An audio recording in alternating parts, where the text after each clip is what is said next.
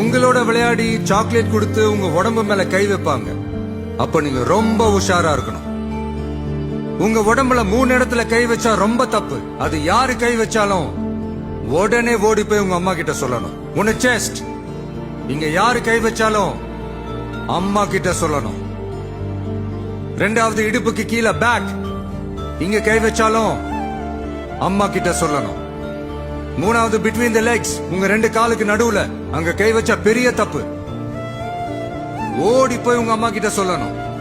இந்த 3 இடத்துல கை வச்சது உங்க கூட விளையாடுற ஃப்ரெண்டா இருந்தாலும், பாடம் சொல்லித்தர வாத்தியாரா இருந்தாலும், எதிர் வீட்டு அங்கிளா இருந்தாலும், ஏன் நம்ம வீட்டுல தாத்தாவாகட்டும், மாமாவாகட்டும், அண்ணனாகட்டும், தம்பி ஆகட்டும், அவன் பெரியப்பாவே இருந்தாலும் அம்மா கிட்ட சொல்லணும்.